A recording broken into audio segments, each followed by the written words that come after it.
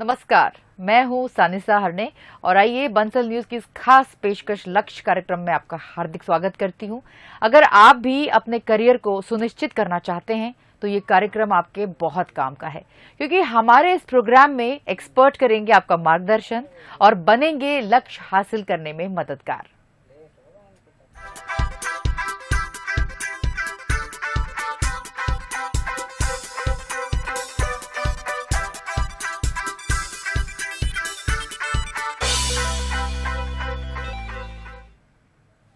हमारे इस खास कार्यक्रम लक्ष्य में हम उन लोगों से आपको रूबरू कराते हैं दर्शकों, जो शिक्षा के लिए बेहतर काम कर रहे हैं, छात्रों के मन में करियर को लेकर उठने वाले सवालों के जवाब देते हैं और कैसे शिक्षा का स्तर बढ़े इसके लिए कोशिश कर रहे हैं।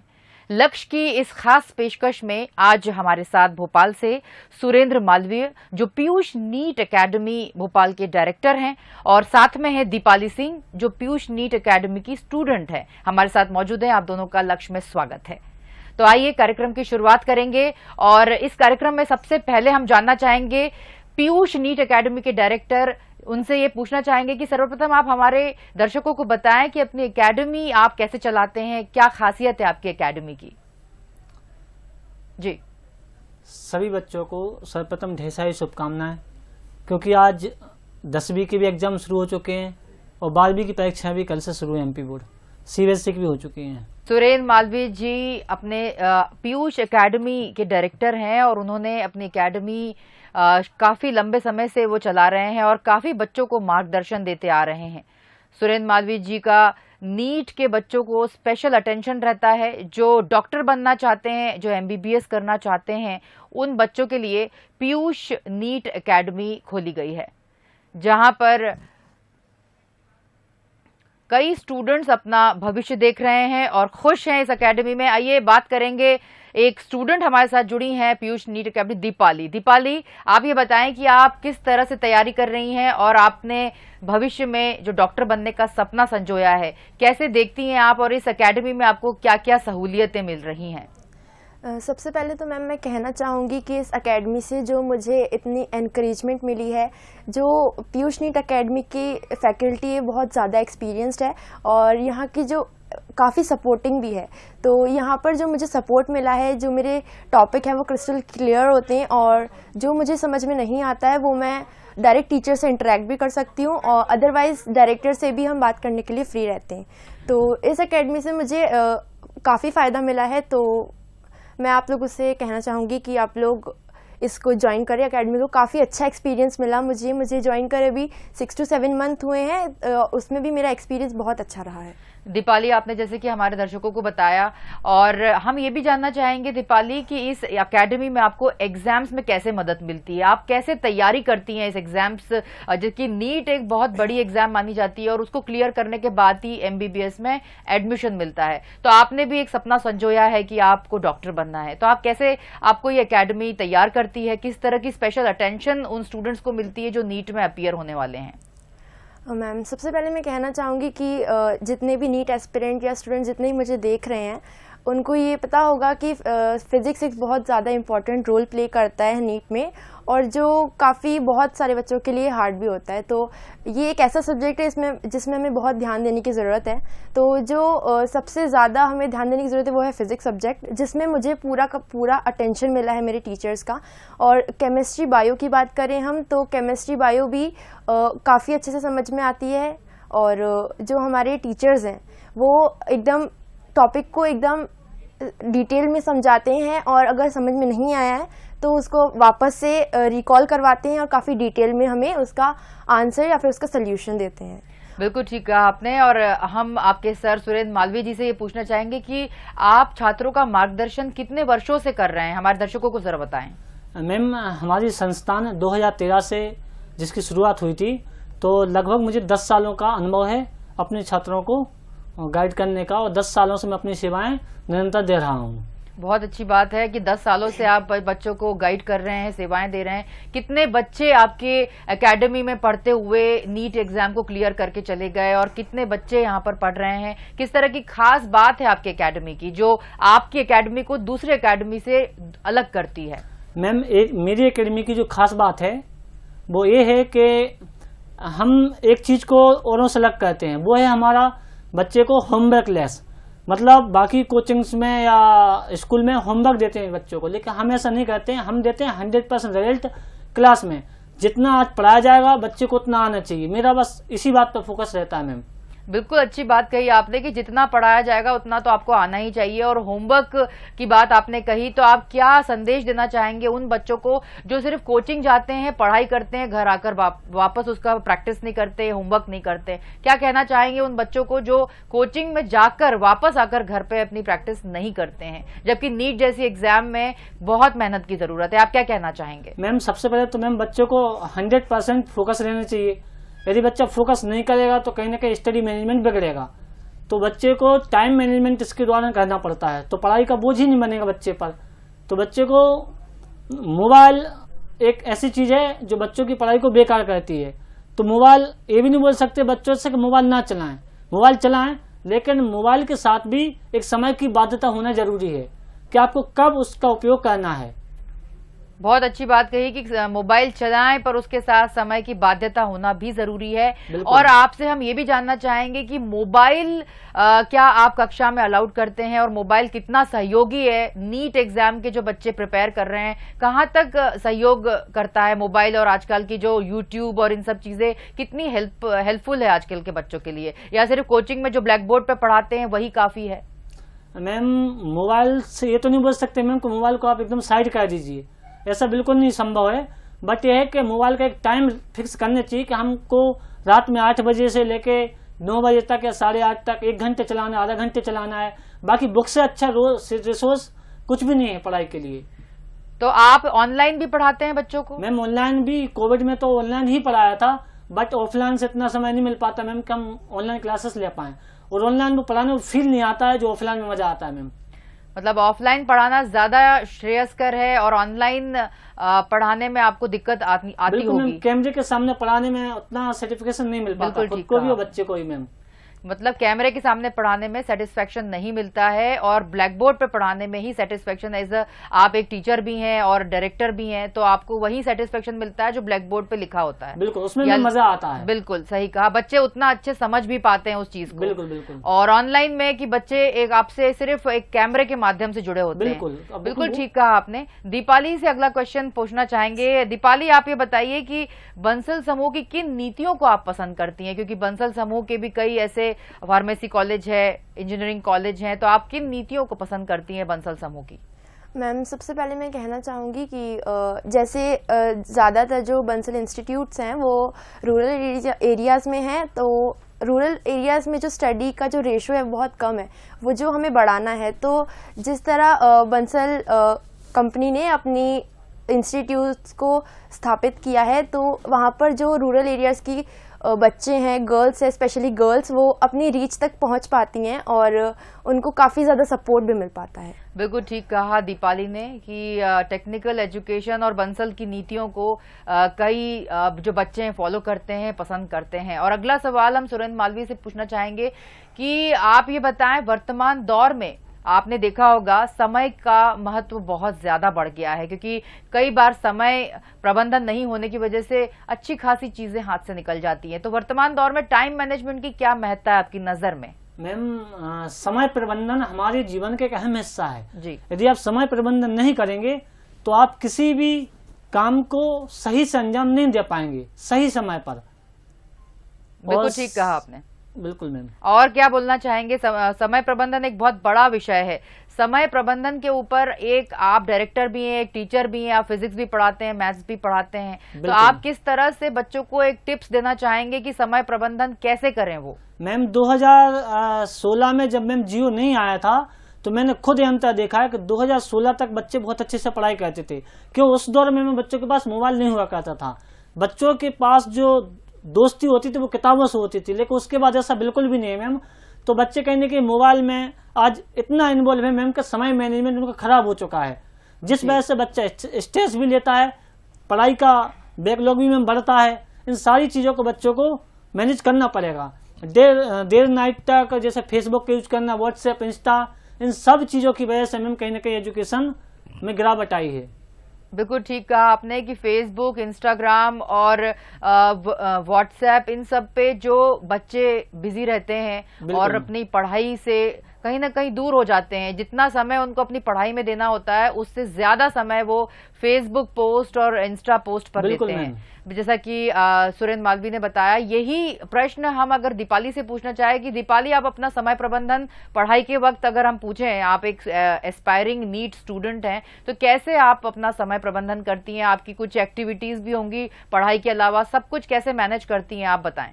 मैम 8 to 2 मेरी ट्यूशन रहती है, मतलब मैं एकेडमी आती हूँ, उसमें मैं अपना पूरा टाइम अपनी पढ़ाई को देती हूँ। देन घर जाकर जो मेरी जैसे मेरी हॉबी है डांसिंग एंड बैडमिंटन, तो मैं स्पेसिफिक 1-1 घंटा अपनी हॉबीज़ को देती हूँ। देन मेरा पर्टिकुलर टाइम है कि मुझे मतलब 7 to 11 मेरा पढ़ने का टाइम है, जिसमें मैं किसी भी टाइप का डिस्टर्बेंस नहीं चाहती हूँ। तो इसमें मैं अपने पूरी पढ़ाई पे कंसंट्रेट कर पाती हूँ और जो टीचर ने मुझे पढ़ाया है उसको मैं रिवाइज तुरंत ही कर लेती हूँ कि मेरा बैकलॉग जमा ना हो और आगे जाके मुझे टेंशन ना हो किसी भी चीज़ की।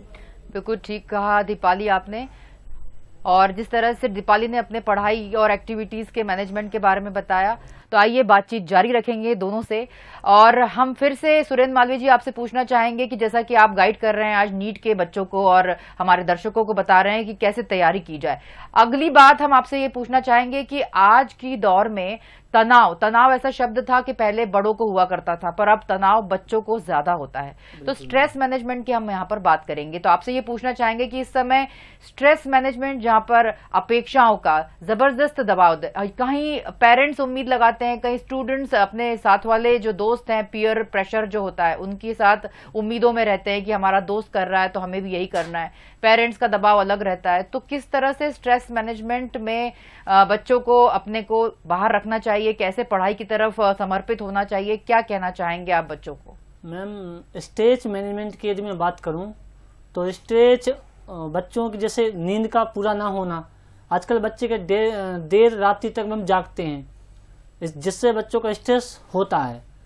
इसमें हम स्ट्रेस को दूर करने के लिए हम सुबह मॉर्निंग में जैसे कि 6 बजे योगा को शामिल करना चाहिए, जिससे बच्चे की पढ़ाई में तो लाभ होता ही है, साथ में बच्चे को स्ट्रेस भी नहीं होगा यदि बच्चा योगा करता है। तो मतलब आप ये कहना चाहते हैं कि बच्चों को योगा करना चाहिए स्ट्रेस दूर करने के लिए? बिल्कुल मैम। आप इतने सालों से 10 सालों से ये इंस्टीट्यूट चला रहे हैं, पीयूष नीट एकेडमी चला रहे हैं, आपने कई बच्चों को आगे बढ़ाया, इस एग्जाम में उनको मार्गदर्शन दिया, तो किस तरह का स्ट्रेस मुख्य रूप से बच्चों में आपने देखा?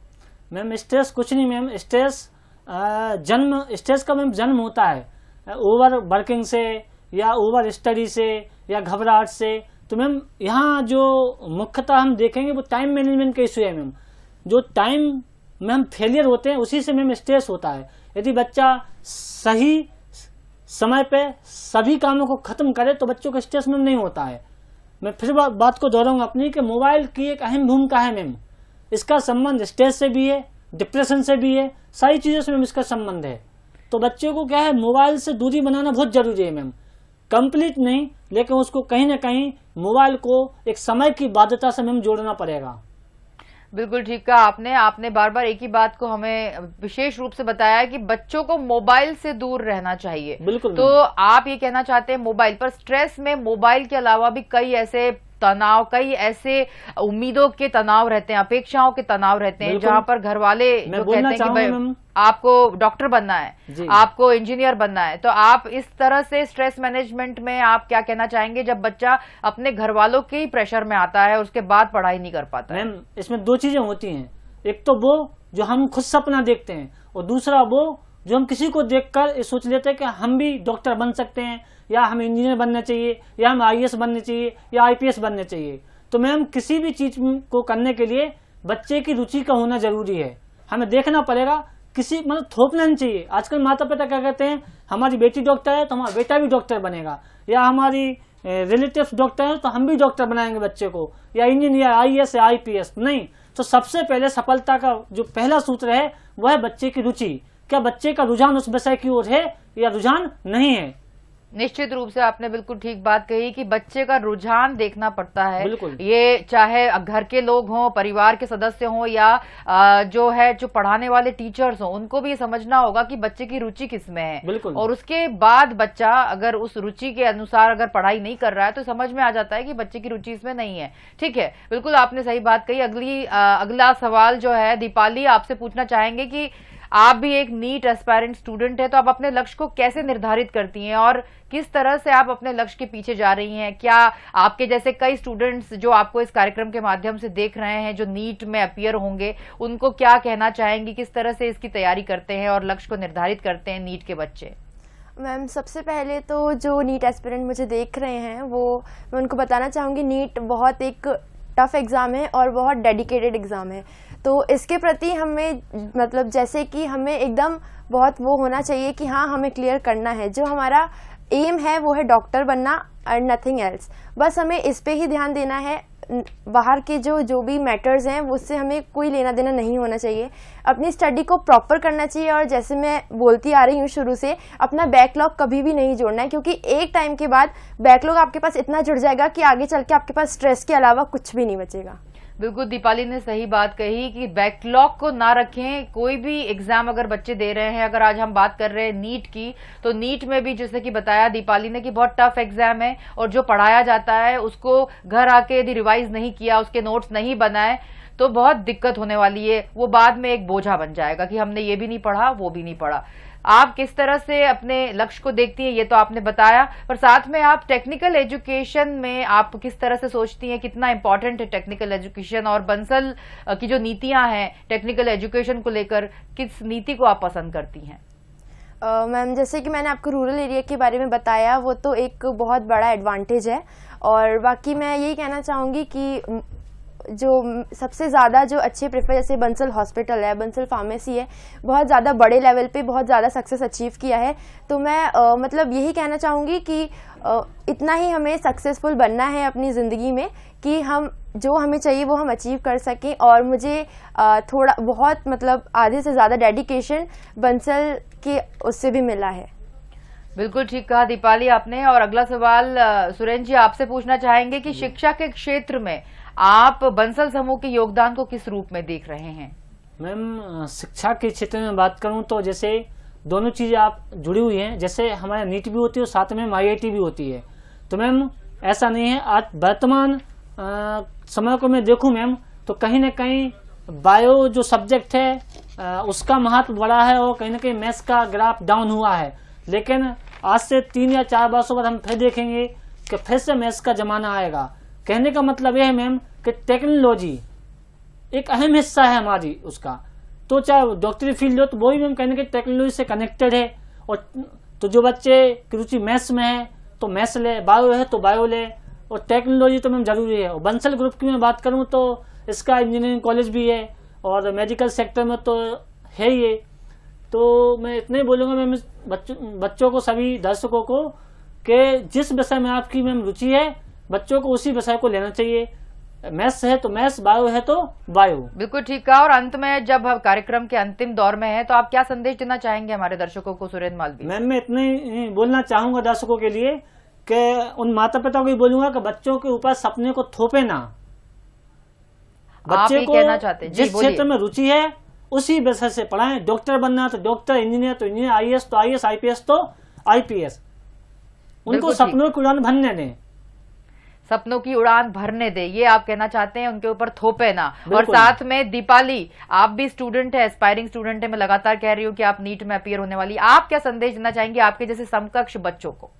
मैम, मैं यही बोलना चाहूँगी कि जो पेरेंट्स जो मुझे देख पा रहे हैं वो जिस चीज़ में उनके बच्चे का इंटरेस्ट है उसमें पूरा फुल सपोर्ट दें उसको, क्योंकि बिना पेरेंट के सपोर्ट से बच्चा कुछ भी नहीं है। जब तक उसे पेरेंट्स का सपोर्ट नहीं मिलेगा तब तक वो आगे नहीं बढ़ पाएगा। सबसे ज़्यादा स्ट्रेंथ उसके पेरेंट्स ही होते हैं और जो उसको सही गलत जो भी सिखाते हैं सब पेरेंट्स ही सिखाते हैं। तो मैं यही बोलना चाहूँगी कि अपने बच्चों को एनकरेज करें और बच्चे भी अपनी नीड पे पूरा फोकस करें।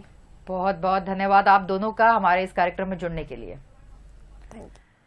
तो आज के लिए बस इतना ही। ताज़ा अपडेट के लिए जुड़े रहें बंसल न्यूज़ के साथ। नमस्कार।